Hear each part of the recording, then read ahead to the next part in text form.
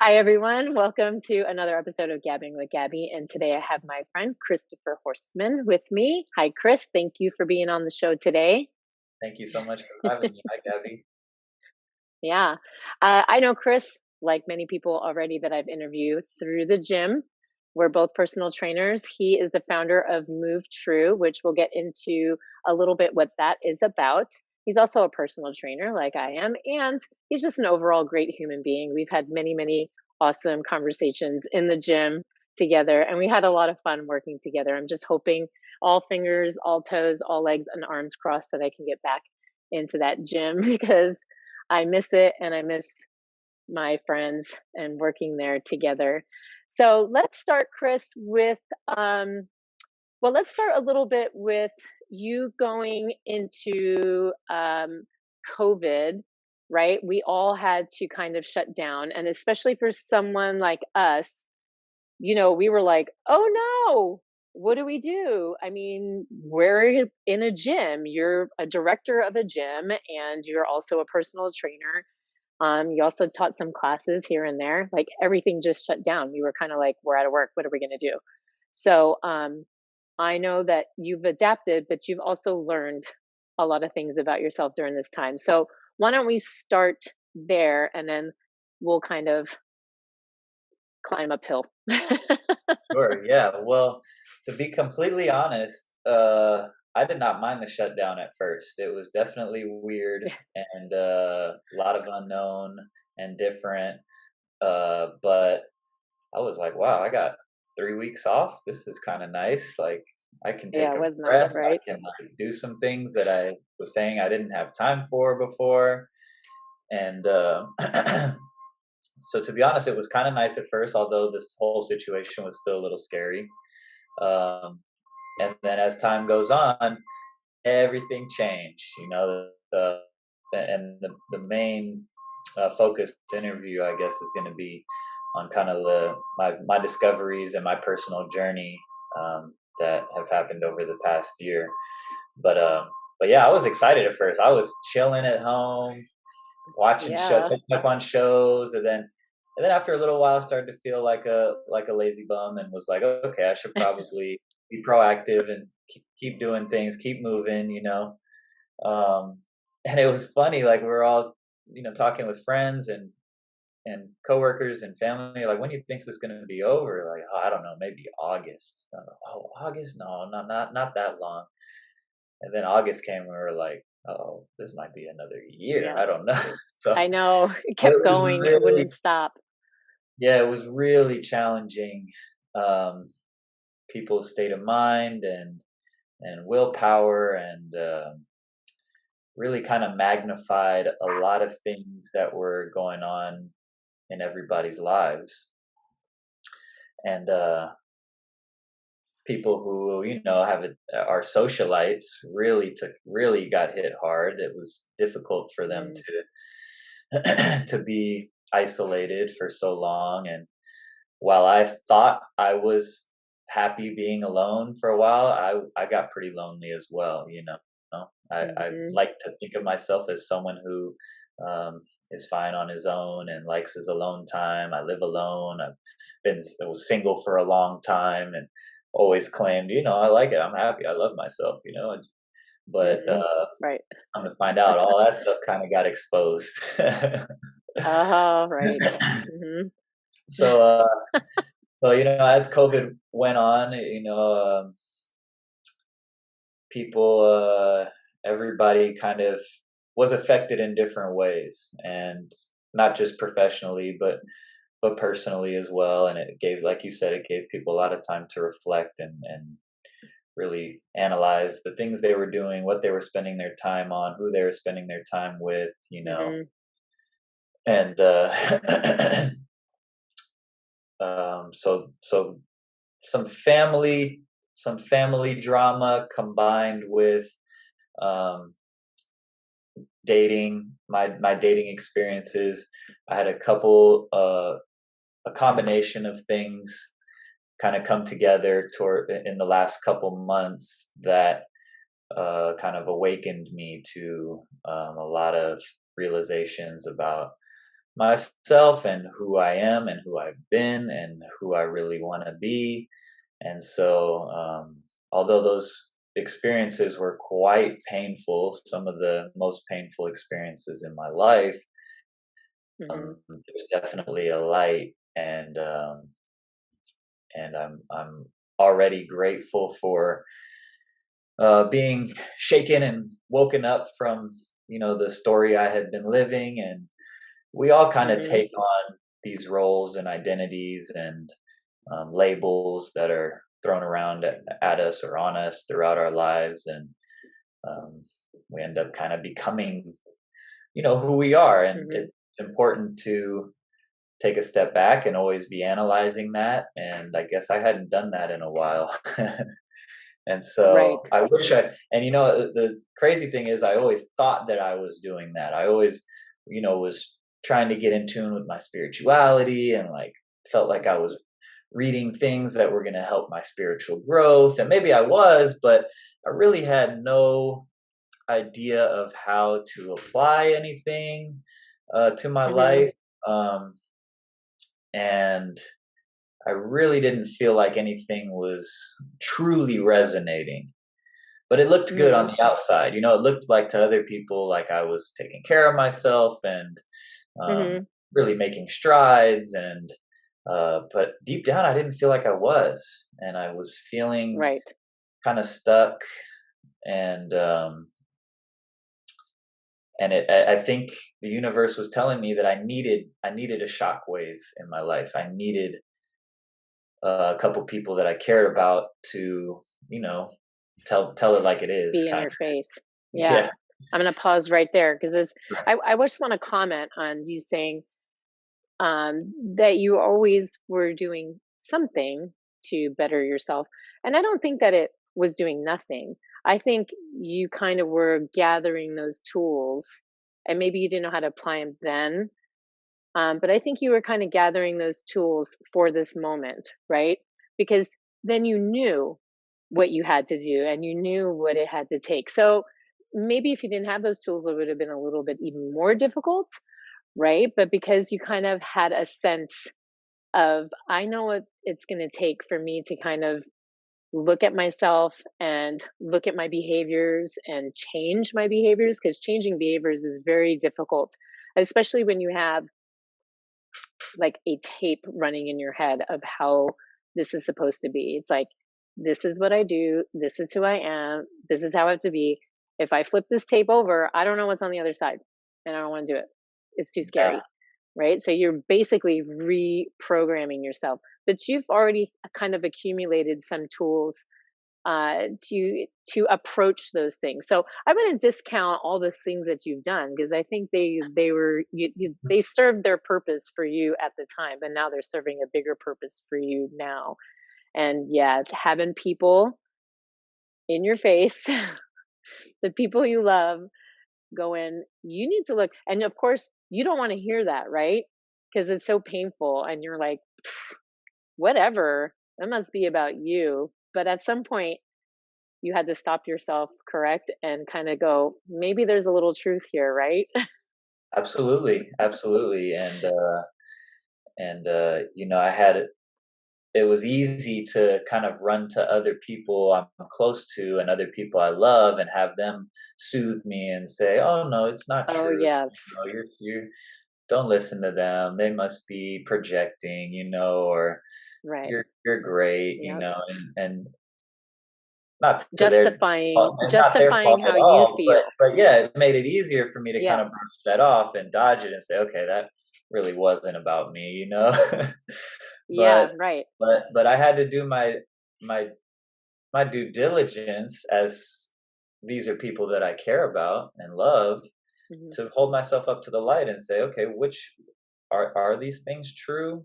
Um, and I like what you said about flipping that tape over to the other side. Everybody has a dark side. No matter how Mhm. great you are, no matter how many good things you Mhm. do, no matter how positive you are, it's just the yin and the yang. It's just the way life is. Everybody has a dark side to them, and the longer you go without acknowledging that, and the longer you go, Mhm. ignoring that, the more explosive that discovery is going to be, or that acknowledgement is going to. Mhm. Mine was pretty explosive. Did you find that the couple of people that you cared about the most, they had the same underlying feedback, which kind of made you go, this person said it this way and this person said it this way, and it's the same kind of thing. Maybe that's what I should be. What was the underlying theme? Yeah, definitely. There were definitely overlapping critiques, we'll say. Yeah. Um, I like but yeah, that critique. like being very selfish, um, Yeah. and not being completely honest with myself, which made it easy to not be honest with people around me. And Mhm. the hardest part, and I kind of knew this, which is why I was seeking these resources ahead of time. But it was hard, so hard to change it because nothing looked wrong from the outside. I still had my Mhm. job. I was doing fine there. I had clients that wanted to work with me. I was being a positive influence, coaching kids. But I knew deep down that I wasn't living to my standards. I wasn't living up to, principles that I set for myself and that my parents instilled in me. And that was eating at Mhm. me. So while I kept up this persona, like I kind of had to be this positive influence in other people's lives as part of my profession. I had to keep pushing down that Mhm. feeling that was eating at me of you're not really living right. You're not doing the things Like that you're a you're saying phony. you're doing. You're not practicing Mhm. everything that you're preaching. Um Mhm. and that feeling, the longer I kept that down, the more it festered too. And I realized I was really unhappy with myself. And so a lot of my Mhm. behavior came from trying to um, cover up that or feel better about myself or stroke my ego, which is what led to Mhm. poor dating habits and constantly seeking validation from other Mhm. people and women. And um, that's an area of my life that I've been successful in. And it was nice and fun for a while until I started, until I was hurting more people than just myself with that behavior. Right. And Mhm. that was a big wake up call for me, and just kind of created a domino effect of all these realizations, looking back on all kinds of relationships I've had, and going, oh my gosh, that was my immaturity. That Mhm. was my selfishness. And in the past, I was just Mhm. like, oh, they weren't for me, and I'll move on. And uh, I didn't lie to them, but really I wasn't entirely honest either. And I knew that deep down. Mhm. Your spirit and your heart, you know that. And Mhm. I would brush that off um, until I couldn't anymore. And it's unfortunate. I Right. wish I wish I could have identified those things and corrected them on my own, but it took some Mhm. really painful experiences, and sometimes that's how you have to learn. And so that kind of sparked the change in my business name. I started off as Seahorse Fitness, which was all about me, is my nickname, is my persona, is like Mhm. everybody loves Seahorse, yeah. Mhm. And then I was like, wait, that seems pretty backwards, like in my profession Mhm. it's all about the clients, and Mhm. so I also have always said that my training business takes a holistic approach and looks at all aspects of people's lives, which I think every training business should. But I wasn't really doing that either. I knew that. I was like, my nutrition knowledge is lacking, my emotional Mhm. support for my clients is lacking, because all my free time was going to making myself feel better about myself because I was down and out. So Right. Right. these were nice realizations. These were weights off my shoulder. This was like, oh my gosh, this is why I've been feeling so bad. I haven't been serving people the way I want to be. I've only been serving Mhm. myself. And um, Mhm. and so the business name was just a small part of it to get away. The inner workings were a bigger part of it, and really diving deeper into expanding my nutrition knowledge and um, bringing that part of my training up because just as important, if not more, than the movement. I'm sure you know Mhm. how important movement is, but what we put in our bodies Mhm. all day long. If you're moving but Yes. you're not eating right, you're not going to get anywhere. You So won't that perform as well, right? yeah, yeah. So that along with collaborating. So now instead of just me being Seahorse Fitness, I've been reaching out and connecting with other fitness professionals who I know can offer something special in the realm of health and wellness that uh, Mhm. previously I thought maybe I can do everything. I can do this and that and nutrition and the training and the physical therapy maybe and everything, Right. but I'll do it basketball all. training, the sports training, and the Right. massage. I want to get into body work and massage, but so I was going to be Yeah. spreading myself too thin. There's only one of me, and so the other thing And was, well, that's part of your ego, right? Your ego totally, is like, but I can do this all. Like I can do it. I have to be here. I got to be here for the clients. I can do all that stuff. I got to be.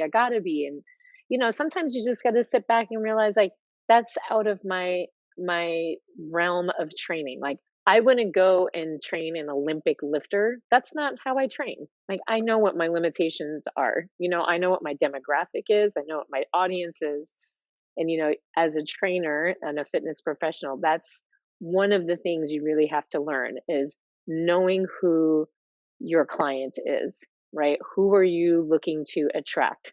And so what I hear you saying is, yes, I'm going to attract people that I can work with, but I'm also going to be able to funnel them out to places that I trust, that are things that are out of my realm, correct? absolutely, Yeah, I absolutely, like yes, this. and You're like uh, a and hub. yeah, yeah, and it was Hmm. like a double-headed monster of the ego in the in the fitness training industry, right? Where every Yes. trainer you have to you have to act like you're the best, or else I nobody's gonna want to know. trust you or train with you. It's And really it's really if you guys don't know, the fitness world for professionals, it can be rough. Yeah, you really have to you really got to know who you are, because if you don't, you're mentally and emotionally torturing yourself on the inside, because yeah, you're always going to compare yourself to others. I don't know if you've experienced that, oh, oh, Christopher. I have, where I'm always like, "Oh, I don't do that. I'm not as good as that person." That's a lot of me. I mean, I'm not a fan of exercising in a gym, yet I'm a teacher and I teach in there. yeah, Totally different platform to me, right? But that's why you very rarely see me exercising in the gym, is I don't want people watching me. And then I feel like I have to be at a 150% more than what I'm willing to do, because I have to perform for other people to see. I'm a personal trainer. Look what I can do. It's like I just want to work out and not be watched. yeah, you know? yeah, So yeah. sorry, I kind of cut into your No, thought that's process fine. there. Sorry. That's fine. So the double-headed monster is the ego of being a fitness trainer and kind of having Yes. to be confident in that regard. And then also being a man and like feeling like I can do everything by myself, you know? And Mhm. uh and those two things trying to cover up real insecurities about, everything, body image and do I know as much as this Mhm. trainer and why are people even training with me? Because the more I learn, the more I realize I don't know anything. Yeah, I know. I know. uh, I can 100% empathize with all the torture you're going through. And I just I'm going to ask you and be totally honest. yeah. As a man, do you, in the past, now, or whatever, at times, whatever it is, do you have body images, or shame, or body insecurities? I mean, do you think you suffer as much, or if not more, than a woman does? Because a woman's out on display, like, oh, women body shaming, blah blah. That is, it's very quiet on the man's side, right? And I think men struggle just as much as women. I would say men struggle more than people think. I still think women struggle with body image more than men. It's Hmm. it's Hmm.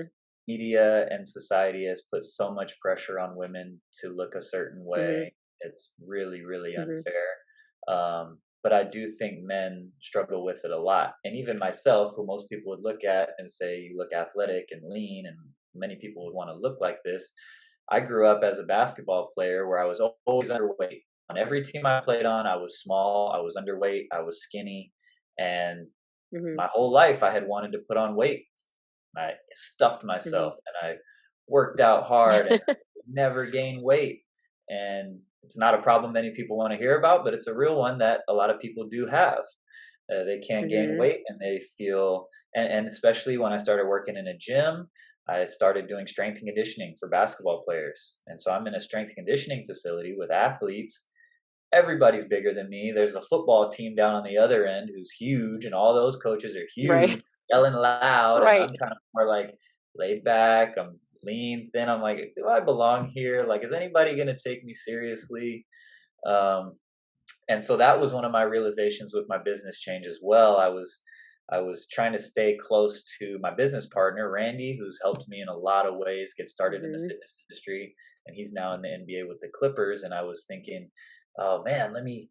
I got this great resource. I have this great business partner here who can potentially give me an NBA job. And so I was thinking, also wanted to stay close to basketball because that was my identity for a really long time. I was a basketball Mhm. player. That's how I, introduced myself. That's my in my biography. Everywhere, anywhere I had a biography, my resume, play basketball. It's Right. what I do. And so when my career ended, it was hard for me to let go of that identity as well. And so I thought maybe I could stay Oh. close to it with strength and conditioning, but never really felt comfortable in that role. And so Mhm. I get much more value and fulfillment from working with all kinds of people, hearing about their life Mhm. stories, sharing mine. And so that was another push to move away from Seahorse Fitness and the path I was kind of going down there, and starting Move True, which is now I've partnered with some physical therapists and a friend in LA who used to play football and now teaches yoga and meditation. And Mhm. I'm excited for all the other possibilities that could come from that.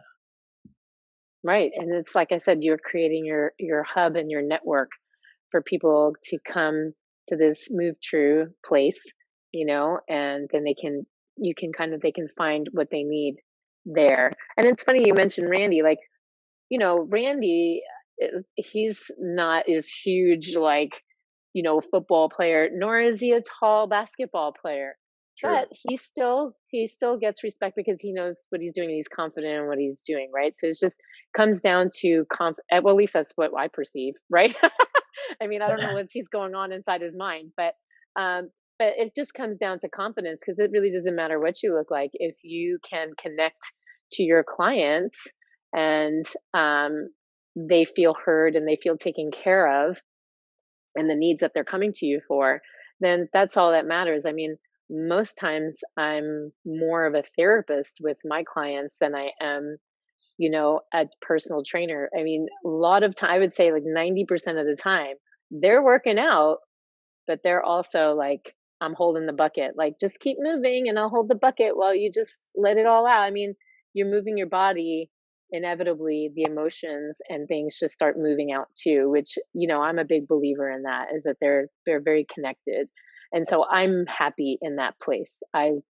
I find lots and lots of joy at just holding buckets for people and Yeah. just going, that's why I love doing this show because it's almost like I'm holding a bucket for a person, Yeah. Yeah. and go ahead and tell me what you love, what you're passionate about, and I'll hold the space for you to do that. Um, Now, I want to go right back a little bit to being a guy in the fitness industry and the expectation of men. Like, you should feel this way. You shouldn't do this. You can't be vulnerable. Don't show anybody how you feel. You got to, like, walk around macho man, like no feelings. You're going to be mad or like happy go lucky guy, right? Like, but there can't be anything in between. Um, Realizing that about you, but then also how you've created a world around you where you're surrounding yourself with guys who have now the same kind of mentality and approach to being a man like you do. Yeah. Yeah, and that's not just in the fitness industry. That's everywhere. Since Mhm. we're kids, men are told to toughen up and uh, be strong and don't show too much emotion. And you know what? Mhm. I honestly had a different experience growing up. My parents were very uh, open and allowing of sensitivity and acknowledged, really would give me like a pat on the back whenever I would open up and be sensitive. So that was nice. But as you get older and then I move away from home and it's just Mhm. things kind of change and I definitely noticed myself become a little more introverted um, and get a little too much in my head. And I think everybody Mhm. does that a little bit. And so, uh, yeah, this experience the last couple months made me realize I had kind of stopped trying to network. I had stopped trying to make new friends, and Mhm. that wasn't helping me either. I was trying to deal with everything on my own, and so my first step was trying to make some new friends, some guy friends for once. Anytime I go anywhere, Mhm. I was always like, what new girl can I meet? Who can I meet on Right, right. this app? Always girls, girls, girls. Um, Mhm. but I made a friend actually a couple months ago in January who's ended up being an amazing friend and introduced me to some other great people and is in line Mm. with what I've been doing with my business too. He's actually an energy healer. He does like Reiki and body work and astrology. Mhm. And I was like, wow, Mhm. how this is a sign that like the first guy that I go out and like talk to at a park ends up being into the holistic health and wellness field as well. Um, Mhm. we actually went to a guided breathwork class together last Friday in Oh, Encinitas, which cool. was really cool and intense. Oh, Um, yeah. I've done those before. yeah, They are very intense. yeah. It's good A lot stuff, but of you feel like emotion high comes out. afterwards. You're like, Yeah, totally. And "Whoa." like my body was exhausted, like I had worked out. Yes. Actually, funny story. In this room right here, it's a little side story. This room right here, it was many moons ago. Yeah. I had hosted a breath work class at the time with my therapist, and there were a few of other women here, and we did the whole breath work thing. And I was 28, and that was the day I realized in this particular room that I'm in right now that I wanted to get married and I wanted to have kids because up until that point, I wanted nothing to do with it. And I think at some point, Wow. like when I turned 28 or like just at the end of my 27th year, I was fighting against it because I had always been against it. And, I was already dating Mark. We were already in a serious relationship. I was like, I want to have babies and I want to get married.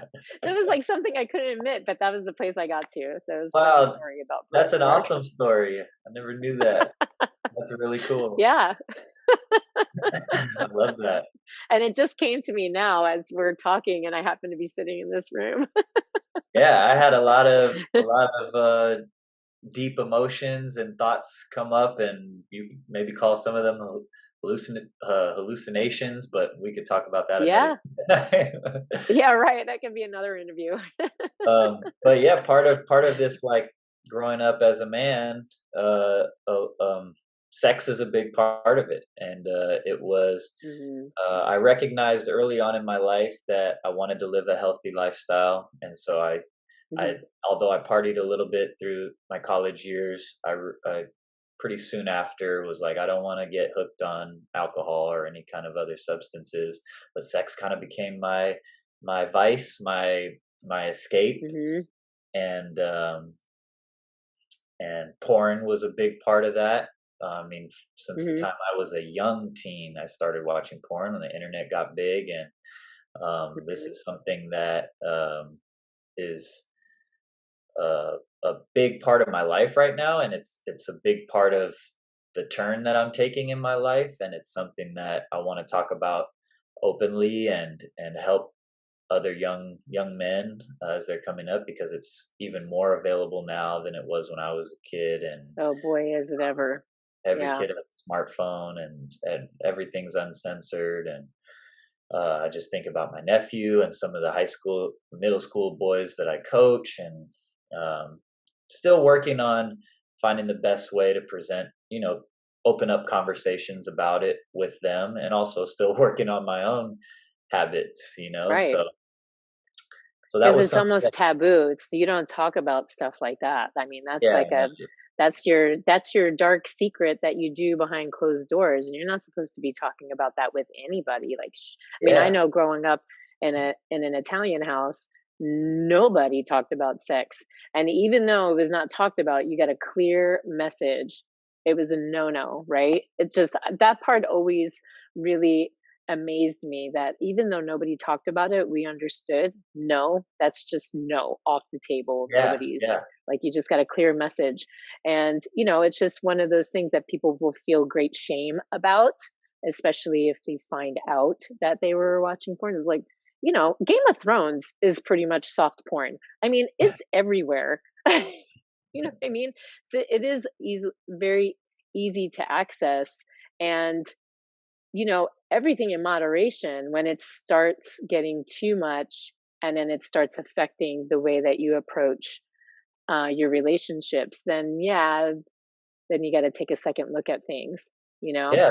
The whole world is sexualized, outside of Hmm. porn, like everything, advertisements, everything is sexualized Yes. and playing to that nature of us, and it's also human nature to, whenever something is restricted, we're even Hmm. more curious and we want to indulge in that more, and it's bad and naughty, and Hmm. like you said, the less it's talked about, the more dangerous it becomes, really, in my opinion. And that was I kind of agree. how it got for me. I kept everything good on the outside, and was maintaining all the relationships I needed to, and my work and all that. But I had a bad habit, and Hmm.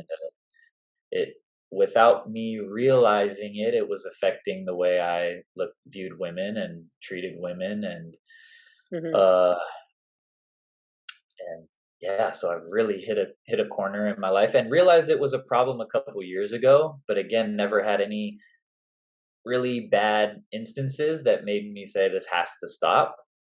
I wanted to Hmm. stop, but I really had no motivation to, or like, um, what's It the just word? wasn't the time. Yeah, Yeah, it wasn't the time. You weren't ready. I You were wish it was ready now. the time. Well, I mean, it served its purpose to get you Yeah, to where you are now. I mean, that's the past. You can't change it, but you are changing it now, and that's what matters, right?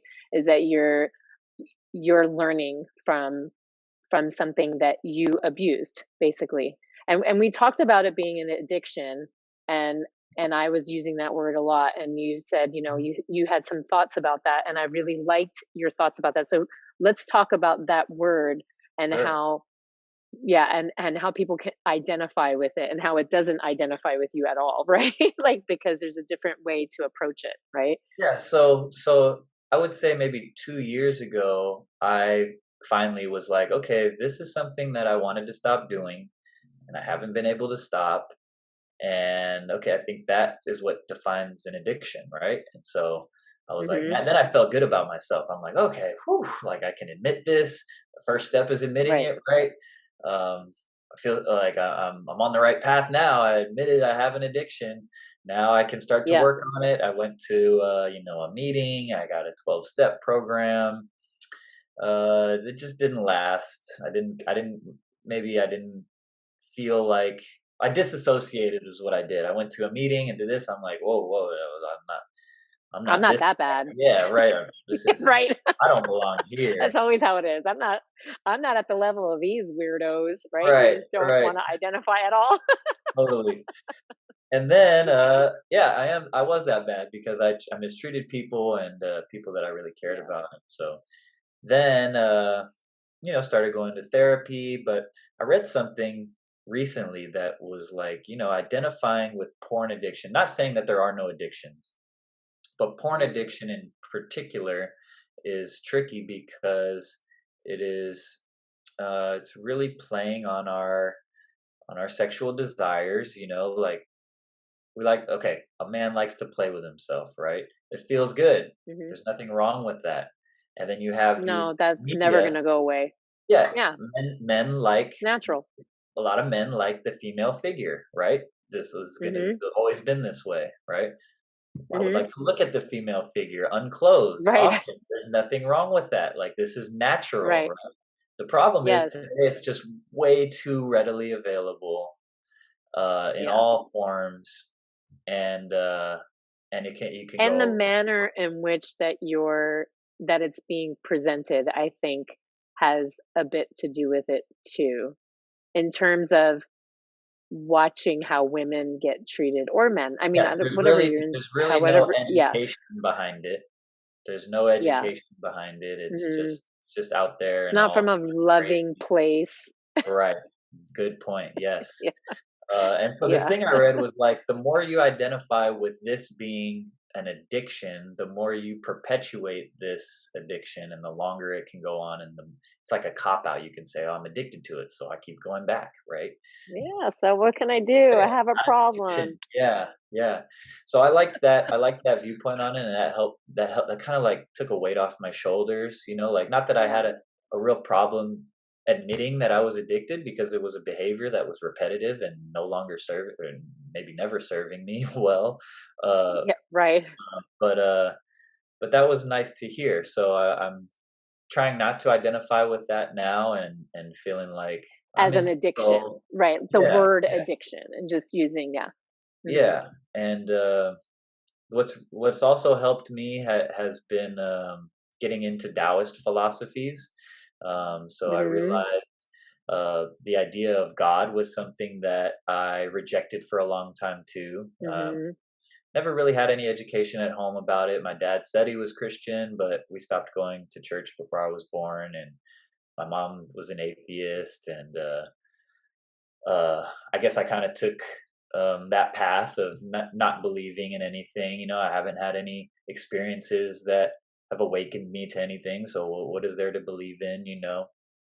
But I mhm, realized part of not having faith in something bigger than myself. It didn't have to be, this image of a man, right? But right, not believing in something bigger than myself was leading me to live my life only serving myself and being right. very selfish. And so uh, I like the Taoist philosophies of Me too.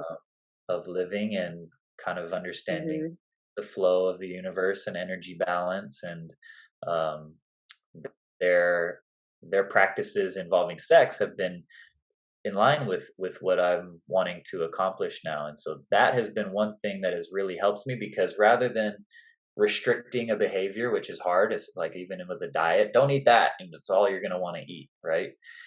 that's With this, right. I have something bigger to work towards, and that's always been something in my life that has motivated me. I want to make the basketball team.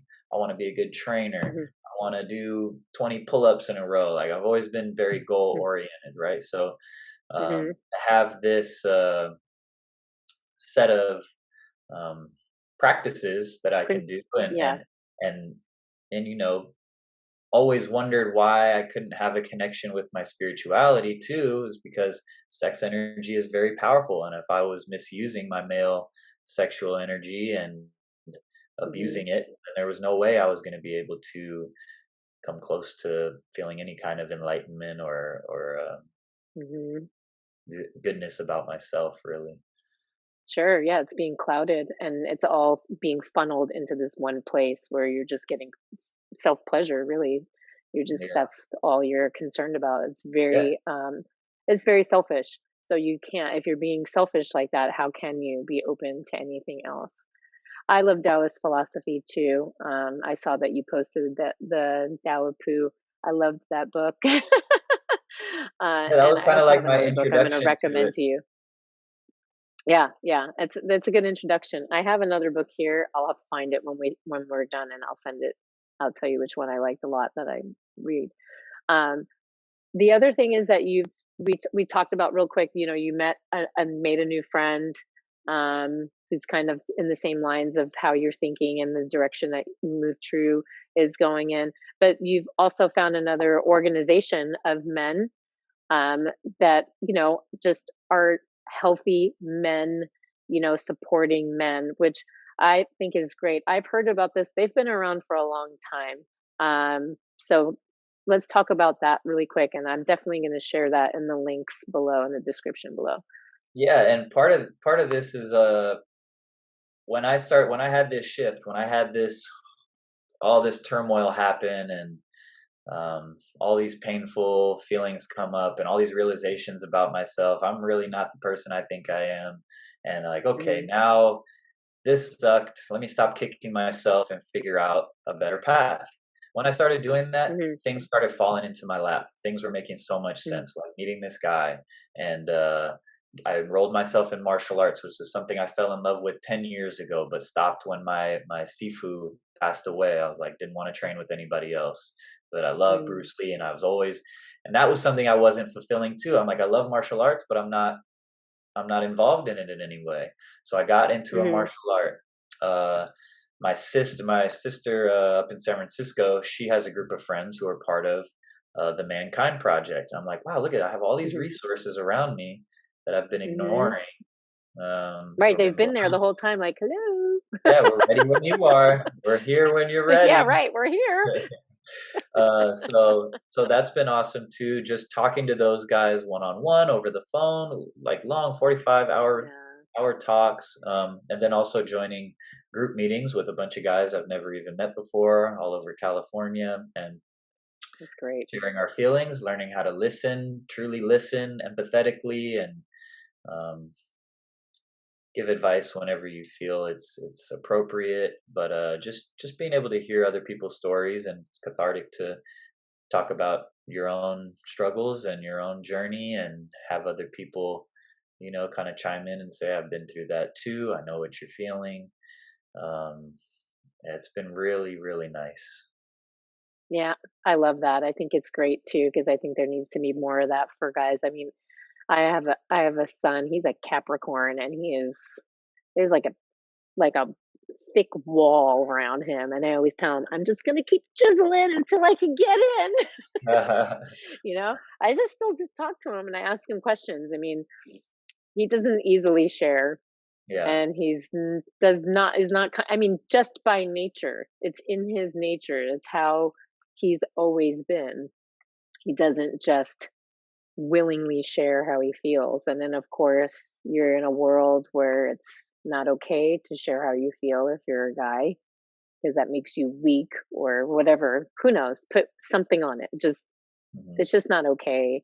Hmm. And if you're hanging around with other people who aren't thinking the same thing, then of course you just kind of perpetuating that behavior. So, I mean, as a parent, I'm always like, I'm gonna keep chiseling in. I'm just gonna keep trying till you so you know that I'm here if you ever need someone safe to talk to. Yeah, for some reason we And all that feel like we can do it on our own. We can figure it out for ourselves, and oh we can boy, go about so it on true. our own. But it takes a community. You got to surround yourself with the right people who are going to support you and help you feel safe, and where you can go and you can be yourself and you can have good conversations and just overall support and love and caring.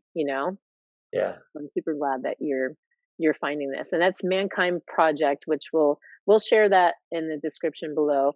How can people find you? How can they find Move True? Yeah, so I'm on Instagram. I'm trying to be more active on there, and post more educational things and fun things and Hmm. inspirational things on there. Move True, Movetruuu. The regular True was taken, so Move True with two U's, and I then like your version. It's fun. It's different. I like and it. then my website is Move True to You, the number two, the letter U, and have some cool things on there, like events that I do in group classes, and my book club is on there. The Super Chill Book Club. It's a no pressure, no commitment book club for people for anybody, but trying to get people who normally wouldn't join a book club to hop in and exchange ideas. And even if you don't read the book, you can join in on the Zoom calls and learn about a book that maybe you wanted to read but didn't have time for. So Hmm. yeah, all inclusive, super chill book club is on there. But yeah, those are where I'm mostly active. Okay. We'll put those in the description below. Christopher, thank you so much for Thank you. doing this interview and chit chatting and sharing all your stuff. It's hard. It's not easy for people to admit things that they've had bad habits of, and I just applaud you and I thank you because it takes a lot of courage and bravery to come on here knowing I'm going to post it on YouTube. We've had a lot of conversations prior to this. We had an entire interview prior to this one, and Yeah. both of us were feeling the same way like we need to redo this. Yeah. And I'm just really glad that I've always thought that you're an amazing person, and I've told you you need to go procreate, make more people like you. Remember, I would say that to you all the time because I know that inside there's that great person in there. I've always known that about you, and I feel like you're a very soft, loving soul by nature. All these other things that have happened in your life, they happen to get you to this point where you can change and become the person that you ultimately want to become. So thank you so much for being here and thank you so much for sharing your story. And thank you guys for watching Gabbing with Gabby and we'll see you next time. Thank Bye. you, Gabby. Yeah, that was super sweet at the end too. You almost made me cry. That was nice. I was trying to hold back. I was teary. I was like really like do not start crying right now. You didn't give me But a yes, chance to like say thank you though. That was so many nice things. I wanted to say thank you so much, but well, I could say it now. that's all Thank you. right. That was You very can sweet. say it now.